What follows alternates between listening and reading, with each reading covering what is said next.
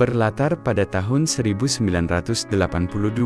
Di Antartika, cerita diawali dengan memperlihatkan 3 orang peneliti yang menangkap sinyal aneh dari bawah lapisan es, di mana saat mereka berada tepat di atas sinyal tersebut, tiba-tiba saja terjadi gempa yang membuat lapisan es pecah dan mengakibatkan mereka masuk ke dalam lubang, beralih pada seorang wanita bernama Kate yang merupakan ahli paleontologi atau ilmu yang mempelajari tentang kehidupan masa lampau melalui fosil, di mana pada hari itu Kate didatangi oleh sahabatnya bernama Adam yang datang bersama dengan seorang ilmuwan bernama Dr. Sander. Ini bebenguknya ia mengatakan jika 2 hari yang lalu sahabatnya, ahli geologi di benua Antartika, menemukan sesuatu di bawah lapisan es yang jika Kate berkenan, Dr. Sander ingin merekrut Kate sebagai salah satu ahli yang akan meneliti sesuatu tersebut. Awalnya Kate menolak karena masih punya tanggung jawab dengan pekerjaannya saat ini. Namun setelah Dr. Sander mengiming-iminginya dengan sebungkus nasi rames dan saldo shop pay letter dengan limit tak terbatas, Kate pun setuju untuk ikut bersama mereka. Dipimpin oleh Kater, sang pilot helikopter Kat, dan kawan-kawan pun langsung meluncur ke Antartika. Saat itu juga setibanya di lokasi, Kat langsung diajak naik ke dalam mobil salju menuju lokasi sesuatu tersebut, bertempat di celah lubang yang kita lihat di awal adegan tadi. Kat dan kawan-kawan pun masuk ke dalam sana dan berkenalan dengan pimpinan ekspedisi bernama Edward, yang langsung mengajak mereka untuk melihat sesuatu yang tidak pernah mereka bayangkan sebelumnya. Dan inilah sesuatu yang dimaksud sebuah kapal raksasa. Kapal asing raksasa yang entah sudah berapa lama terkubur di dalam sana. Namun yang menjadi kejutan adalah tak jauh dari lokasi tersebut, para peneliti juga menemukan seonggok tubuh makhluk asing yang terkubur membeku di dalam es. Tak buang waktu, mereka pun langsung memotong dan membawa bongkahan es berisi makhluk asing tersebut bertempat di camp yang menjadi markas utama para peneliti. Chad dan anggota tim lain pun mulai mengukur panjang dan ketebalan es untuk selanjutnya akan dicairkan, di mana Dr. Sander berkata jika ia ingin mengambil sampel terlebih dahulu dengan maksud untuk diteliti duluan Coyes judicieux. Hal itu sempat mendapat pertentangan dari Chad yang berasumsi jika akan sangat berbahaya dan berisiko tinggi sekali meneliti sesuatu yang belum mereka ketahui. Apalagi ini makhluk preketek yang bukan berasal dari bumi. Namun, Dr. Sander mengabaikan peringatan Chad dan tetap mengambil sampel dari makhluk tersebut.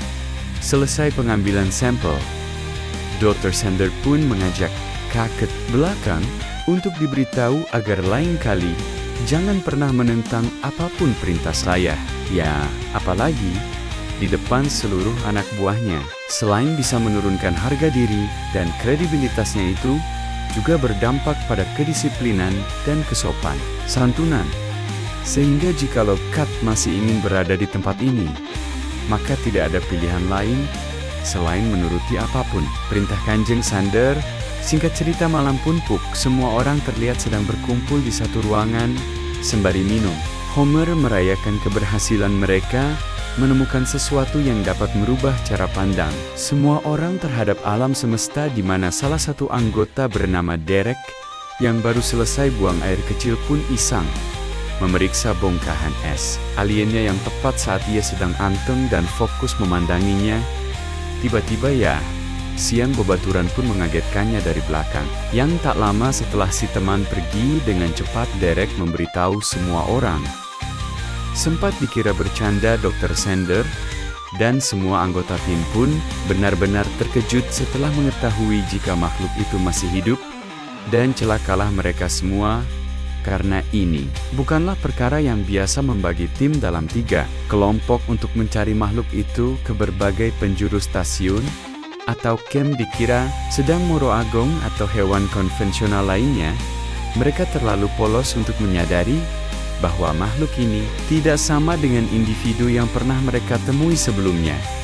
Dan satu anggota tim bernama Harry pun ditarik dalam kolong, dimenarkannya, yang bernama Ola pun langsung memberitahu yang lain nas nyawa. Hendrik tak tertolong setelah ia dimakan hidup-hidup oleh makhluk tersebut, sehingga tak ada pilihan lain, mereka terpaksa harus membakarnya.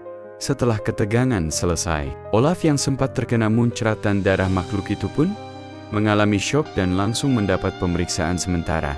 Untuk makhluk yang sudah gosong terbakar, Kat dan tim akan melakukan pemeriksaan secara menyeluruh terhadap organ dalam dari makhluk tersebut, dan alangkah terkejutnya mereka semua saat menemukan tubuh Hendrik masih utuh, benar-benar utuh, dan tampak masih baru.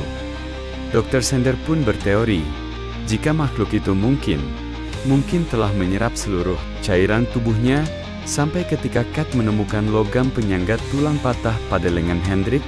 Disitulah pertanyaan lain muncul. Kesiksa, setelah dikonfirmasi Hendrik memang pernah mengalami kecelakaan sekitar 1 tahun lalu dan harus menggunakan logam penyangga pada bagian lengannya. Namun yang aneh adalah bagaimana logam itu bisa terlepas sementara lengan Hendrik masih utuh. Mungkinkah logam itu keluar dengan sendirinya tanpa merusak jaringan kulit lengannya? Nah, bagaimana ini bisa terjadi? Penasaran dengan hal itu, Kat pun langsung memeriksa sampel darah Hendrik dan menemukan sesuatu yang mengejutkan.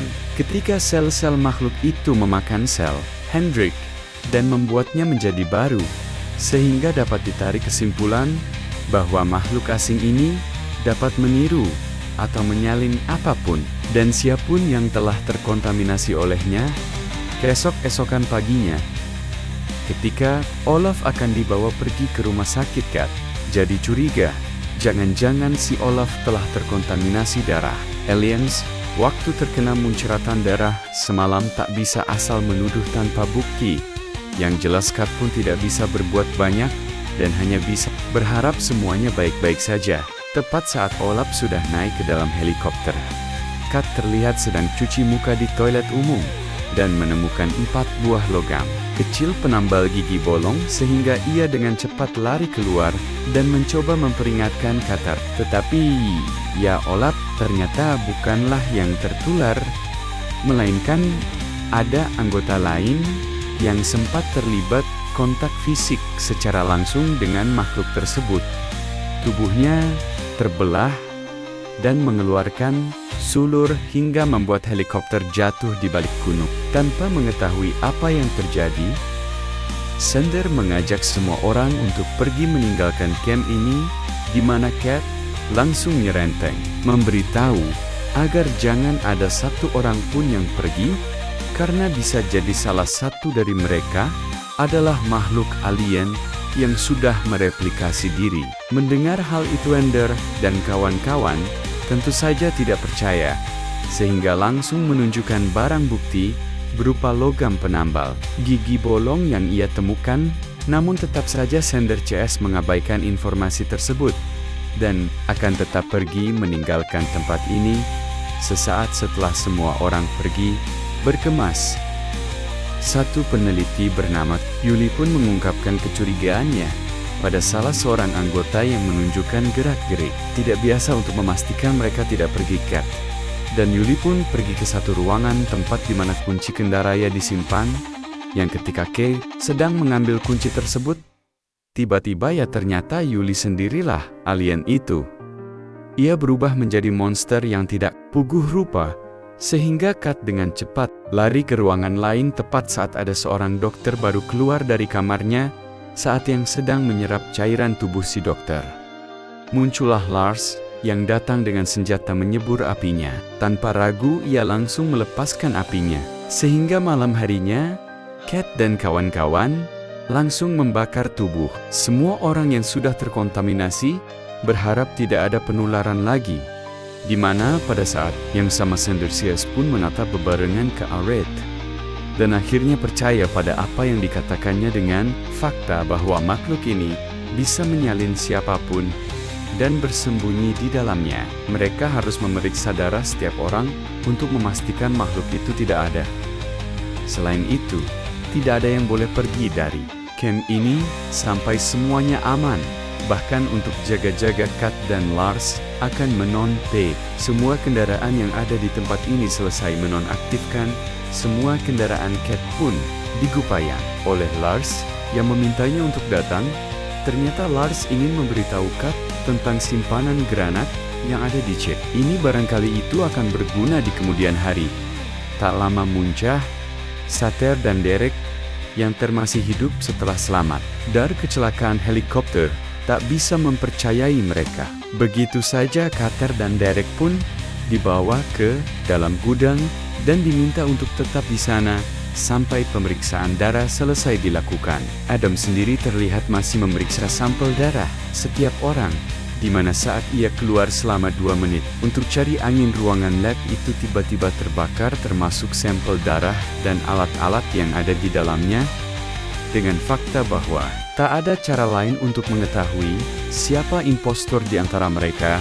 Semua Kat pun teringat dengan benda logam yang tidak bisa ditiru oleh makhluk tersebut.